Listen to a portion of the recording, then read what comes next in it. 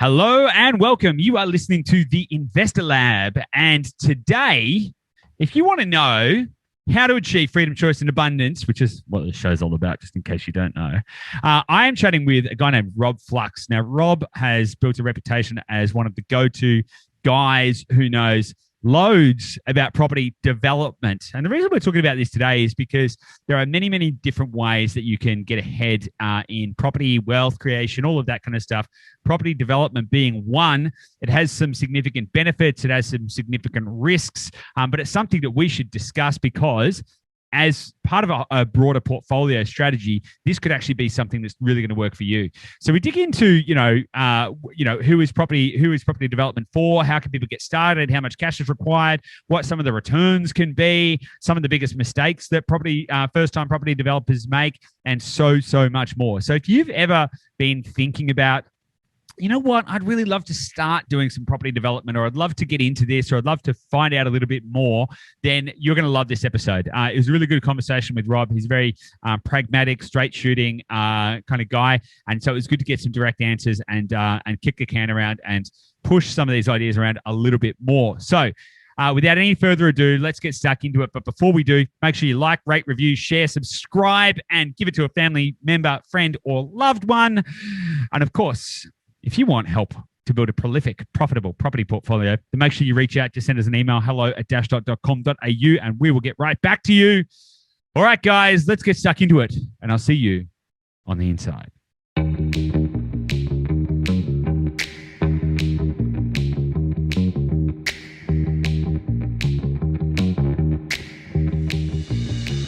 Hey guys, welcome back to the Investor Lab. Joining me on today's show is a very special guest.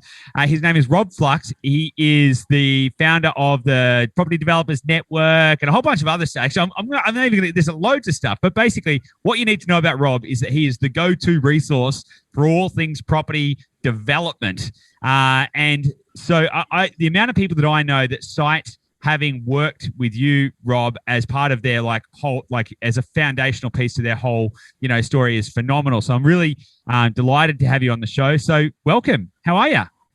Thank you, Goose. And thank you, listeners. Mate, I'm fantastic. So tiny little frog in the throat, but I promise you can not catch anything over Zoom. You'll be fine. Awesome. Good stuff. Well, look, for the benefit of those listening who don't know who you are, don't know what you do, and don't know anything about you, and have never heard of you before, why don't you give us the quick overview? Give or take 32 years in property. Spent 20 odd years doing buy and hold. Bought my first house at 18. Bought my first investment property at 21. Owned my first house outright at 24. So kind of did 20 years of negative gearing, buy and hold.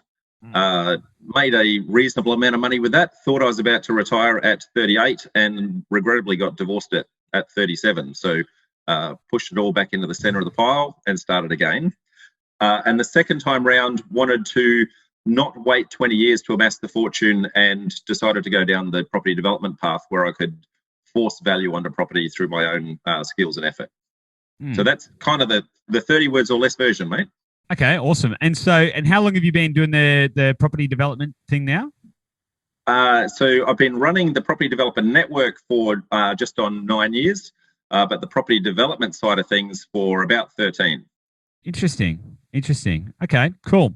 So you had 20 years doing buy and hold investing, but I noticed you pointed out gearing. Yeah, I noticed you pointed out negative gearing. So I'm interested to actually dig into this, right? So tell me what didn't work, because you said after 20 years, you'd actually made a decent amount of money. If you hadn't gotten divorced, would that strategy have worked out for you? Oh, absolutely. I'll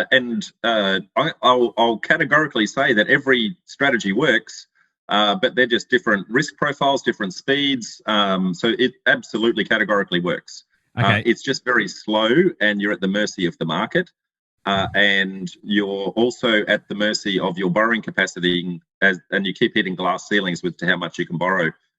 So you've got to sit there and twiddle your thumbs for a while. Would it have been different though if you had cash flow positive properties as opposed to cash flow negative properties? So if you, obviously we want to talk about property development today, right? I get that, but I'm very interested, right?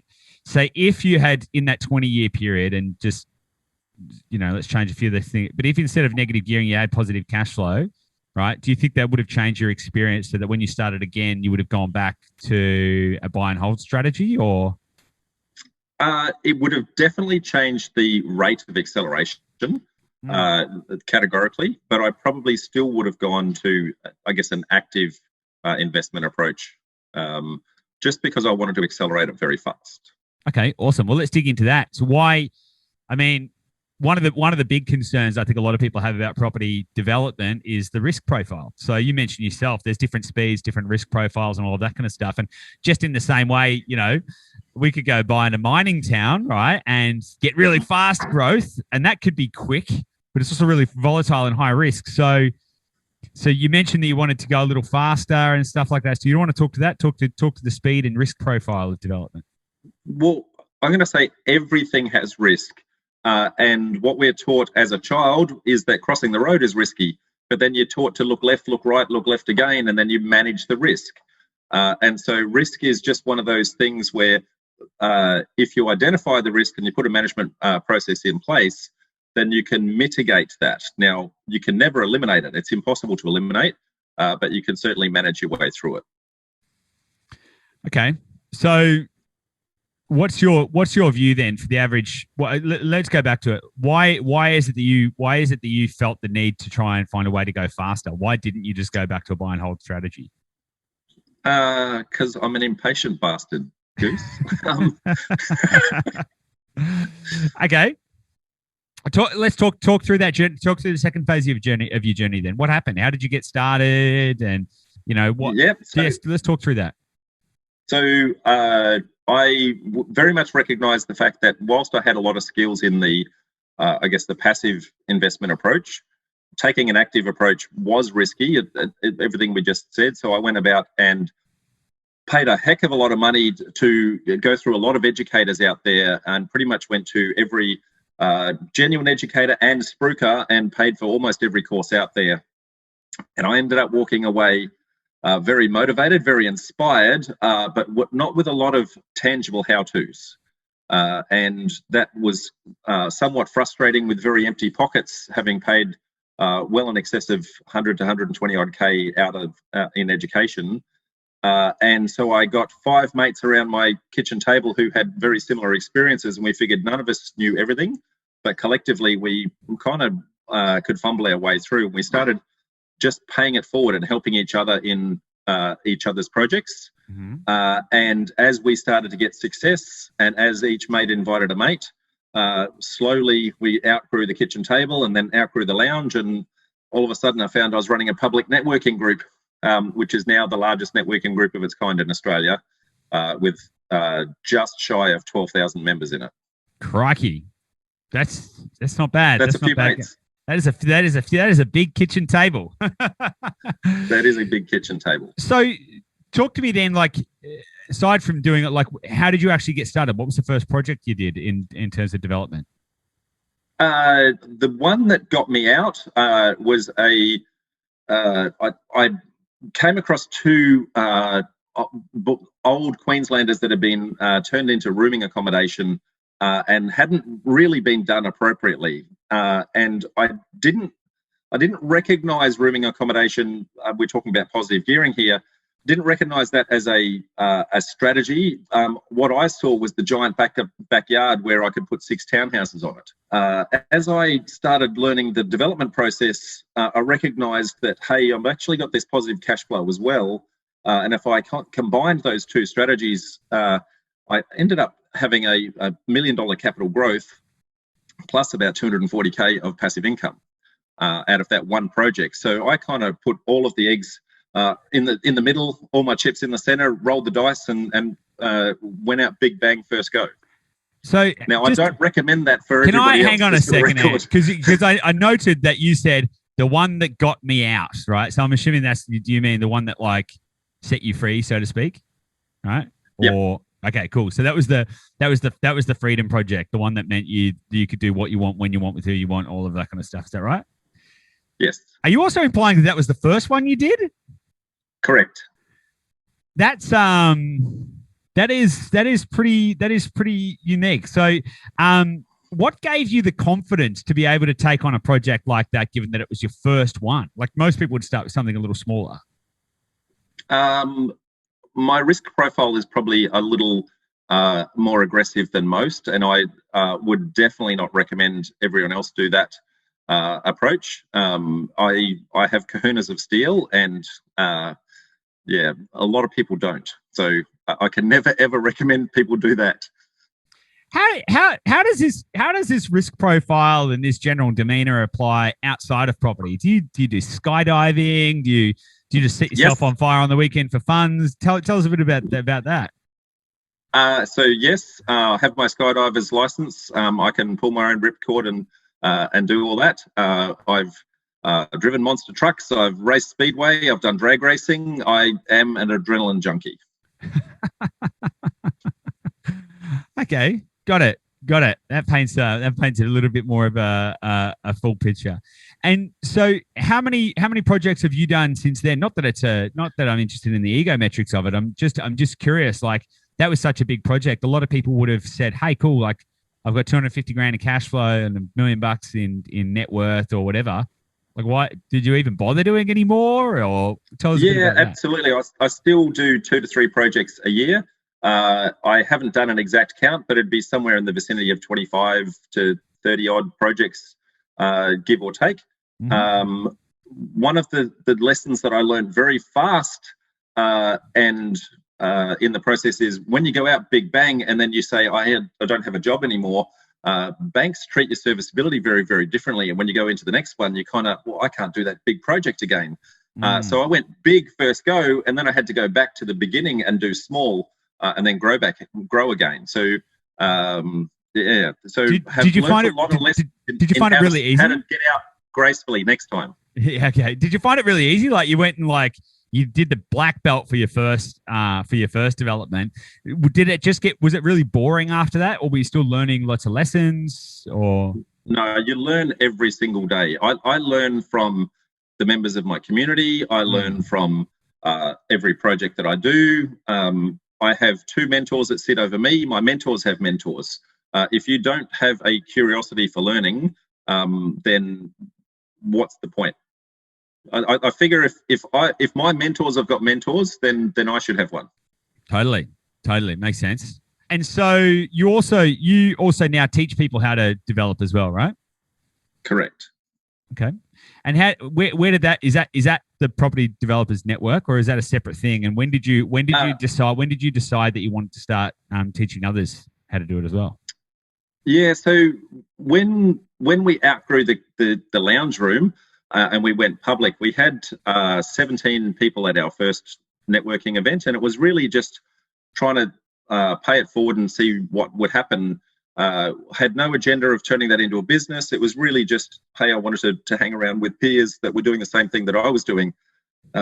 We ran that for several years at no cost, all directly me bearing the cost, just because I was learning as much by running the events as I was, I guess, giving back to everyone else. And what I found over time is, and especially the process that we run, is we do a masterminding process where you go in with your problem and everyone tries to help you out. Mm-hmm. But as part of that, each person then takes their turn. And so the next person would tell you their problem and we would help them. So I'd learn about a problem I never had. Mm-hmm. And then you do that 6 times. And so there's 6 problems that I didn't need to have. And then you do that month after month in 3 states for 9 years, and all of a sudden I've got the brain the size of a planet with experiences that I've not necessarily had to make the mistakes of. Fascinating. Okay, so what are the for those people that are thinking about getting into development or thinking about how it can augment as part of a broader portfolio strategy? What are some of the foundational things they need to be aware of, or actually, what are some of the risks? Well, I'll start with the foundational pieces, and where a lot of people go wrong is being jack of all trades and master of none. Yeah, they don't get clear on their strategy. Now, every strategy works, but it doesn't work everywhere. So when you get clear on what your strategy is, then you can start to map out a roadmap of projects that will get you out gracefully. So I went out big bang, and I could never recommend anyone else do that. But I learned the second, when I lost all that serviceability, I had to do it gracefully the second time. And so I have worked out a process where we can map out a journey over the next 5 years where you can scale your projects as you go and get out gracefully. So when you understand that, you go, well, I know the strategy that I want, and I know the deal size that I need to scale me. So then where does that deal size make sense? And where does that deal size start to make profit? And we do the research to go, well, what council is that going to work in? And we start farming the areas based on that. So the strategy informs where we go. Is it fair to say that as long as you can do the right feasibility on the project, it kind of doesn't matter where the project is? So, and I'll give that a little bit more color, right? So if your strategy is to identify, and part of our strategy is we spend a lot of money on research to identify emerging markets. That's where we invest, right? So as a business, we invest heavily in research to go, okay, where is going to grow, right? So in that sense, if you want to get growth, you've got to make sure you're entering into the right markets at the right time, all of that kind of stuff. But if you didn't have access to the research that we've got, is it fair to say that as long as you can do the right feasibility, it kind of doesn't matter where it is? So like, could you do it in, as long as you've got the numbers, your comparables, and you can make money on the project, does it even matter where you're doing it? I'm going to say yes, it does. Because it doesn't matter how well you identify a site. It doesn't matter how well you run the project and how perfectly you get your feasibility right. The most important part is that somebody at the end is going to buy the property off you. So going where there is demand for your product is the most important part. Totally, but that would be part of the feasibility, though, right? So, like, can you actually sell it at the end, right? So that would be on that assumption. Like, let's just say that you found a tiny country town in outback New South Wales that had 500 people in it. If you could prove or disprove that you would make money on the project and somebody would want to buy it at the end, would that still make sense? I personally would never do that. And the reason for that is a tiny country town might have a total of 10,000 people. And when you're creating 10 new product, the percentage of people wanting that brand new product is just way too low. And so if you miss the market by that much, then all of a sudden you've got nobody willing to take the stock. But if you go into areas where there's massive growth, and if you miss the project, then at least there's going to be someone who will take the stock. So you're mitigating your risk. So you want to go where there is more population growth happening. And that's part of that risk management that we're talking about. So a lot of the things that you're talking about with where you're going for growth potential, we're going there for different reasons, but we're probably picking the same areas. Interesting. Fair enough. So, but different timing. That's probably the key, though, Goose. Different timing. Yeah.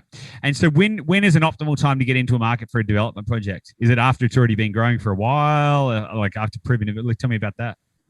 No. So there is, and I'll give some insights into probably the same processes that you're doing. But from a state government perspective, they do billions of dollars worth of research to say, well, where do we need to put hospitals? Where do we need to put roads? Where do we need to put schools? All that sort of thing. So they determine where is that population growth going and where are they going to spend those billions of dollars. And they push those demographics down to the local governments and say, hey, local government, you need to determine how you're going to deal with this. So we can identify those growth zones based on what the state government is doing and where they're pushing it. And they dictate 20 and 30-year plans as to where they're pushing people to go. Then the local government may or may not have the resources to deal with that straight away. So we look at the capability of that local government and say, well, what's your strategic plan to actually deal with this? And whether or not they've got the mechanisms in place to say, well, this is the growth areas and the corridors and all that sort of stuff. And then we look for evidence that someone else has done it before us, because we don't want to be pioneers in the market. Okay, if it's plenty of time, plenty of room for the big boys to do that. I want to be the guy that comes in after the big boys have set the scene. They've proven the price points, and we've usually got a 5 to 10 year window inside an area where somebody has gone and broken ground and proven the point, and we can farm in that area for 5 to 10 years, and we want to get out before the last person turns the lights off. What do you mean before the last person turns the lights off? Well, the market moves constantly, so we're making sure that we get out before the demand disappears. Okay, so knowing that a project takes anywhere up to 2 years to run, you've got to make sure that you're not going to be at the end of that cycle. Okay, so you're basically getting in pre growth, right? Is that fair to say? I'm going to say at the early stages of the growth. Okay. So you're probably seeing the evidence of my guys getting in there.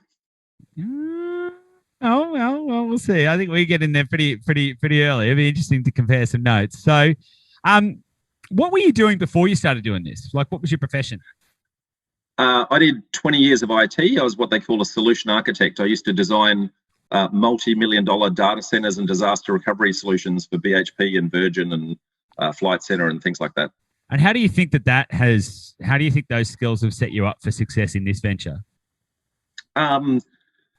It's helped massively. Very transferable skills, not from the IT perspective, but from the analytical thinking and from the project management. So used to run multi-million-dollar projects and used to construct giant white server rooms instead of giant buildings. So still construction, but just different kind of construction. Fair enough. Okay, so let's talk about returns. Like, why would anyone? Because I know, using leverage and time, you can get great returns by doing nothing. Absolutely. So why would anyone bother to develop? Because in order to get leverage and time, you need to first have a starting point. You need to be able to have a deposit in order to get into the property in the first place. That's the first part. You need to have serviceability and a deposit. A lot of people don't have that. And that starting point, when you are going to hold it long term, the bank really cares about the fact that you can pay it back and that there's equity in the deal. When you get into property development, you can use alternative lending facilities that aren't traditional bank. And because it's short term, people are actually willing to be a lot more flexible in those terms to allow you to get in and do the things that you need to do without traditional lending. So you can do option contracts, you can do delayed settlement with early access, you can do joint ventures with the landowner, you can do joint ventures with money partners, all of these things that you can do with when you've got little to no money to start with. And then you can manufacture profit, which then creates the cash that you're going to want for a deposit. So have you got a concurrent buy and hold strategy? Or do you just do development? I combine the property development with property investment. So the ultimate goal being that I am an investor who manufactures my profit at wholesale price. Okay. And so the stereotypical profit that most developers are aiming for is a 20% profit on cost. And so if I can do a project that is large enough, then that 20% profit means I can keep a property outright. So how big is large enough? Is that like 5 townhouses and you keep one? Is that like the minimum size that you would do Pretty on that close. basis? So 6 is the magic number. So if you do 6 with a 20% profit on cost, you sell 5, that pays for your cost, and then the 6th one is for free. Okay, so this is a deliberately pointed remark, but does that mean that it's not worthwhile doing like a splitter, like a 1 into 2 or a 1 into 3? Is it a waste of time, or why would somebody do that instead? No, it's not a waste of time. It's where you start to build the original nest egg, because you need liquid cash to run deals, and you also need the skills to run the project. So it's a great proving ground to build that baseline to then get in. Because if you try to do those no money down strategies everywhere, not every vendor is willing to sell under those terms. And so you need to be able to have a flexibility in, sometimes I'm going to pay traditionally, sometimes I do flexible. Yep. But yeah. Okay, so is this so am I hearing you correctly? Like part of the reason that people would want to get stuck into this is because maybe they don't have the capital they need to get started with their own portfolio anyway. Is that like it's a capital raising initiative? It's one of the reasons why. So that's a primary is I don't have cash to start, and a secondary is, hey, I've tried a long-term buy and hold, haven't quite got it right, didn't pick the areas, didn't get the capital growth I was hoping for. I'm 10 years in and I've gone nowhere. I'm going to try an alternative approach. Okay. Now, if they were following people like yourself, that 10 years might have worked for them, but not everyone's as smart as of course. 75% of, well, 93% of property investors never get past 2 properties, right? So there's obviously an issue. Correct. Right. So, okay. Interesting. So if you're just getting started and you're like, hey, I just feel like I just can't get the capital together because the market's continuously moving away from me. It's a moving target. And what can I do to accelerate that capital position so I can start to get a foothold in it? You can start to think about doing things like joint ventures and options and all of these kind of more creative, no money down solutions. Yeah.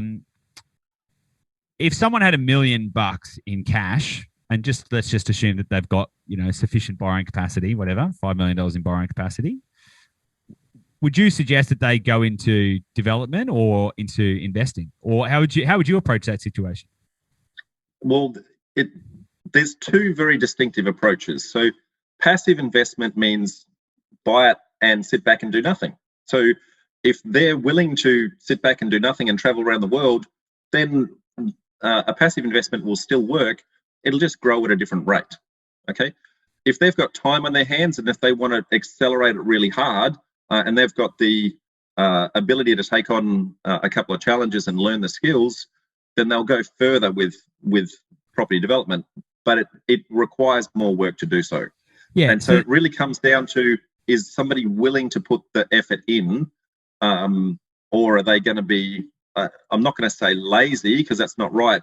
Are they going to be a little bit more hands off the process and let the market do the heavy lifting? Yeah, it's a good point. So how much, because a lot of the time that I've done a lot of the courses and all of that kind of stuff, and there's all that I've done, a lot of education, a lot of these projects, these ideas, particularly around the no money down type stuff, require a lot of time, right? So they're really great for people that have got a lot of time and not a lot of capital and stuff like that. Property development in and of itself is a lot of moving parts. I've managed large construction projects in the past, so I understand what's involved in managing big projects with lots of moving parts. Is this something that someone who's working a full-time job can do on the side, or does it require that someone burn the boats, so to speak, and throw themselves into development? Because how much time does it take? Like if you've got a project, you mentioned earlier, average project takes about 2 years. How much time per week is it going to take? So I guess there's a very distinct difference between duration and effort. So I'm going to say 90% of the people in our network are already in a full-time job, and so they're putting in somewhere between 5 and 15 hours a week. Now, our recommendation is to get it closer to that 15 hours a week to become regular and consistent, so that you can actually put some effort in. But that's only hour and a half per day, and then a couple of hours on the weekend, most of which can be done after hours. And that's all research based to try and find out where the areas are going to be. And it's only a couple of hours a day once you actually found your areas, where you're actually then meeting with people and doing negotiations. So if you can identify the right place, then it doesn't really take much. Oh, okay. Correct. Interesting. And it's an interesting point that you made, that basically if your objective is lifestyle freedom, for example, and travel the world, sail the yacht around, whatever, go on holidays. If that's the goal, if you're trying to find an exit strategy that allows you to travel around Australia with your family or something like that, this might not be the solution. However, and I'm happy for you to rebut this as well, but I'm picking on what you're saying. If you're looking for an alternative solution where you're in control of your time, energy, and effort, and all of that kind of stuff, but you still are going to have an active strategy, you basically start a business, then this is kind of where this fits in, right? Close. I would say that they both achieve the same outcome. The difference is the effort and the duration. So definition of financial freedom, firstly, is enough passive income to pay your debts. So first thing first is do a budget, make sure you actually know how much you've actually got to spend, and then you've got to earn enough passive income to do that. Hang on a second. Whoa. Let's take a step back. Financial freedom is enough passive income to pay your debts. Correct. What about your living expenses? No, that is your debts. Hang on. My groceries are not my debts, right? So yeah, they are. That's what it costs you to live. So food on the table, fuel in the car, pay your phone, send the kids to school, pay whatever mortgage you've got. If you've got enough passive income to pay all of that, then you don't need to work, and time is now yours. Yeah. Okay, I agree with that. I call that minimum viable life, right? So what's the minimum you need to be able to wake up and do nothing? Not wake up and own a jet, but just like have all your costs covered. Yeah, okay. I was just interested in that terminology you use, debts, but yeah, go on. And I want to comment on the jet thing because too many spruikers sit on top of Ferraris or Porsches in the front of jets and promote that's financial freedom. And that's not. That's lifestyle, okay? So that comes after what you're calling, I guess, your minimum viable life. But the ability to have choices and say, I've got enough income coming through that all my debts are covered, so I don't have to work. So I can keep eating, I can keep the exact same lifestyle as I've got today. Now, the irony of that is that if you have a meager lifestyle, it's actually easier to become financially free than if you have a lavish lifestyle to start with. Yeah, 100%, right? And so, yeah, and I always think it's a really interesting because I obviously have the benefit of talking to a lot of property investors as well. And it's like, hey, so what's the goal? Financial freedom. It's the same for everyone. Everyone wants financial freedom. Everyone wants to be able to do what they want when they want with who they want. I haven't met anyone who doesn't want that. But it's funny when you talk to some people, it's like, okay, so what does that mean to you? Some people are like $250,000 a year, nice car, travel internationally 6 times a year, blah, blah, blah. And it's like, is that like that's financial obesity? That's great, right? like that's great, but like that's not what you need to be able to not go to work anymore, right? Like, so the way I always like, what would be required for you to wake up in the morning, go sit on the couch and read a book and take your kids to school and not have to worry about showing up to work? So we're saying the same thing. Yeah. That because as humans, headspace is one of the most important things, and if we make the goal too big, we don't believe that it's possible, and so we don't strive hard enough to get it. So you need to have a goal that's close enough that you can actually reach it, and then once you've reached it, then you stretch and reach for the next one. I agree with you. I agree with you because I've done all the courses where it's like, imagine yourself with the jet, and I built the vision boards with the planes and all of that kind of stuff, and it was cool for maybe a month or so, and then after a while you're like, this is all bullshit. I don't like this. It doesn't make any sense. But I want to challenge you for a moment there because I actually think that the single biggest problem that most people face is an inability to think big enough or believe big enough. I actually believe that you are correct, but they need to have milestones they can reach. Yeah. Okay, and so it's about having an ability to measure your progress and measure your success, because when you're trying to go for something that big, it takes so long to get there that you don't see the traction at the start. Bill Gates famously said, we overestimate what we can do in 12 months and we underestimate what we can do in 10 years. And when you're a year and a half in and you're not seeing the progress because it hasn't landed yet, a lot of people give up. And so we've got to give them something tangible where they can measure that progress, and that gives them the belief to keep on going. Okay, so if somebody was to start out, right, and they said, all right, cool, I'm listening to this Rob guy, I'm keen, I want to start, I'm gonna be a property developer. What is and you say that it can help people go faster and stuff, and I get that, right? And not just spitting that for a moment. What is the reasonable time frame? And I'll let you set the parameters of a starting point, right? I'm not going to pretend to do that. But what is a reasonable time frame from someone to go from a standing start to I don't have to work anymore using an active strategy like property development? So the average Aussie income is about 80K a year. So if we use that as the baseline, the majority of people can get out in 3 to 5 years. Is that requisite on a starting capital amount? Nope. Okay. Do you want to talk to that for a moment? Like, if it doesn't really matter how much they're starting with, how do you get to that? Do you want to just? I'm interested. So it's about scaling your projects. So we put our guys through a little process. We call it a 5-year property action plan, where we map out, okay, well, what do you need to do to actually achieve your financial freedom? How many properties do you need to own outright in order to do that?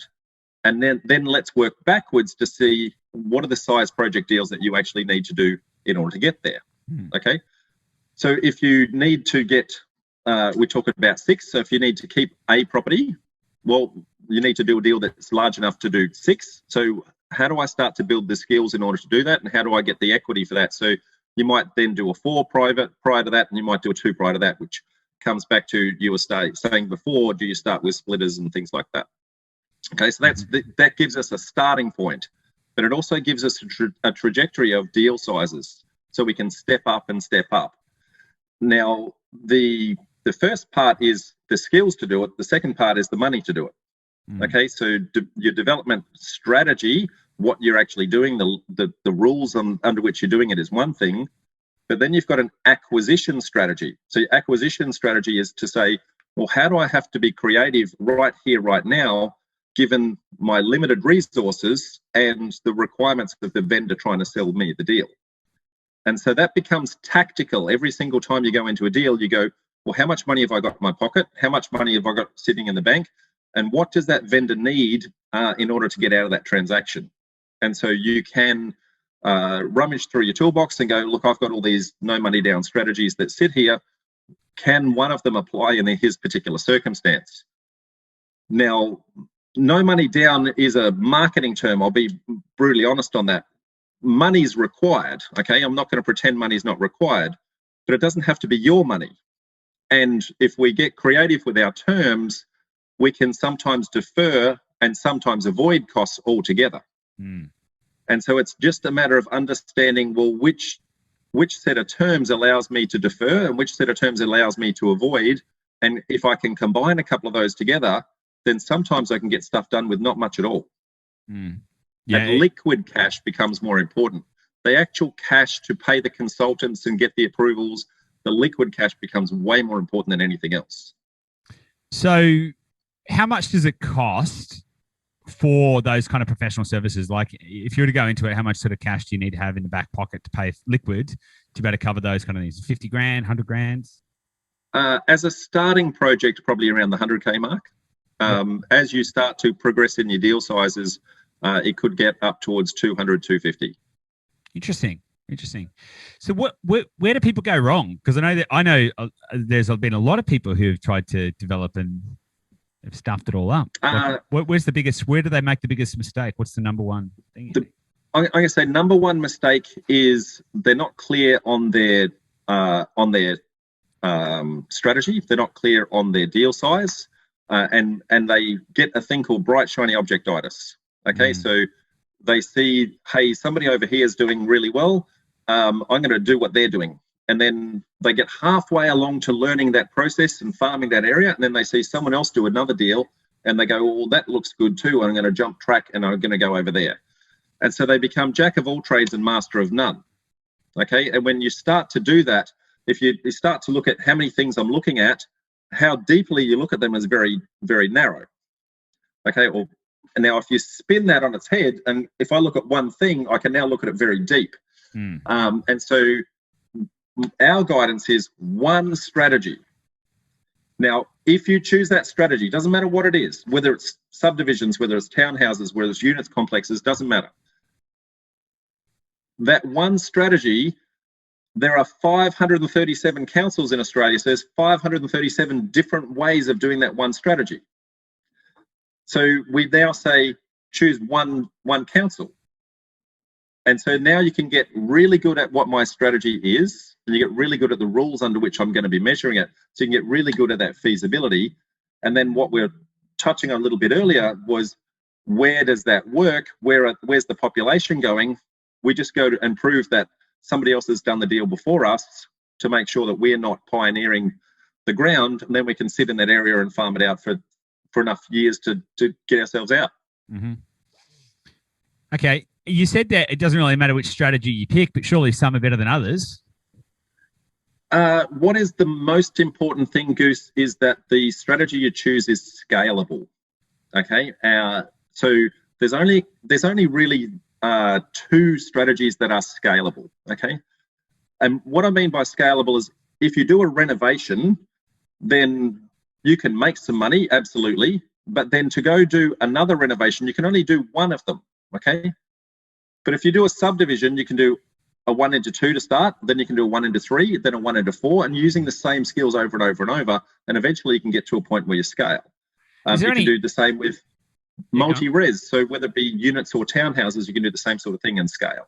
Yeah, I was going to ask you, like, is there much of a difference strategically or outcome-wise between doing an apartment block or a unit block versus townhouses or anything like that from your perspective? So the rules under which you do townhouses and apartments are fundamentally the same rules. The difference is, do you scale out or do you scale up? Okay, so different construction methods, but the rules that council are going to measure you against are going to be fundamentally the same. But if you do that, so that I call that multi-res. Subdivisions is a slightly different approach. If you compare the subdivision path versus the multi-res path, you have a little bit more flexibility with the subdivision because you can choose to exit some as land, and you can choose to exit some as house and land. You can choose to exit some as a finished product, as a house. Whereas with a multi-res, you either build it or you don't, and you have to build everything or nothing. And so there's a little bit less flexibility, but when the money comes in using those multi-res, it comes in like a fire hose. Okay. Now, as you mentioned, the first project you did kind of got you out, right? So you don't have to do any of this anymore. What's the goal? Like, what's the goal? Where are you trying to get to? Well, as you said, I've achieved my goal. So I've reset my goals to be less monetary focused and more about giving back and legacy focused. So I'm wanting to set 1,000 people financially free. That's my goal and my objective, because what I've found in this process is I get a lot of personal satisfaction in seeing other people succeed, because it's very lonely at the top of the mountain, right? So I'm happy to not be at the very top, but come down a little bit and bring a few people up, and we can sit somewhere near the top. I don't need all the money. Happy to share that amongst a few others. Cool. Fair enough. What's the I'm interested. You said you like learning and education. Do you read much? No, I'm partially dyslexic, and so a lot of my worldly skills comes from actually going out and doing it. Okay, the school of hard knocks. Okay, where do you draw inspiration from? Like, where do you get your stimulus from? Tell me about that. So I won't say that I never read, but it's a very slow process. So, but a lot of the old school books, so you Think and Grow Rich, those sorts of Rich Dad, Poor Dad. They're the foundational pieces. That is all that you really need to go, okay, I've got the right mindset. So I concentrate more on the mindset side of things, because that's our biggest limit, our biggest handbrake to our success is our belief that we can actually do it. Agreed. We keep putting obstacles in front of ourselves, and they're our own obstacles. Agreed. Okay. You look at the biggest developers out there, whether they be Mirvac or Lendlease or any of those guys, they had to start with deal number one, right? There's no reason why you can't get that big if you really wanted to, but you've got to start with deal number one. Is there a reason? Because I really like Harry Triggerboff, right? His story about how he started and things like that. A lot of people a little while ago, I saw there was a bunch of people kind of I think there was a politician that was bagging him out for, having too many pools, or I don't know, basically, bashing the wealthy, which, hey, look, equitable income distribution and social equality, I'm massively for it. However, I thought it was very interesting that, Harry's stories, he just did that. He started with one project and now look, is there, are you planning to like try and go to billionaire status with it? And if not, why not? Like, no. Why isn't that part of your, if you know that you could go there, why is that not part of your destiny? Because money doesn't buy happiness. Buys jets though, and jets. I see a lot of smiling people standing in front of jets. So yeah, but so I like to think of the Property Developer Network as a drinking club with a property problem. So all of our events are at pubs and clubs and that sort of thing, and the social aspect afterwards is as important as the event itself. And so the after meeting goes for as long as the meeting. And so it's the legacy that I leave behind. The people that turn up to my grave is my point of measure, not how many toys are sitting on the shelf. Makes sense. Have you got any final things you might want to throw in there? Anything that I should have asked you that I didn't ask that you might be able to share with the listener before we wrap it up? A tidbit, when we talk about low or no money down deals, the tidbit would be control the property, don't own it. Yeah, I like that. It's good. And if people wanted to find out more about you, if they wanted to get in touch, if they wanted to tap into the Property Developers Network, if they wanted to start to learn from you, where do they go? So they can just Google Developer Network. We are on Facebook. We're on YouTube. We run meetup events. We pretty much own the first 2 pages of Google, so that'll get you there straight away. But the website is called developernetwork.com.au. Awesome. Rob, thanks so much. I really appreciated the chat and the opportunity to kind of kick the can around and pressure test a few things as well. So thanks so much. Well, good. Thanks, Goose.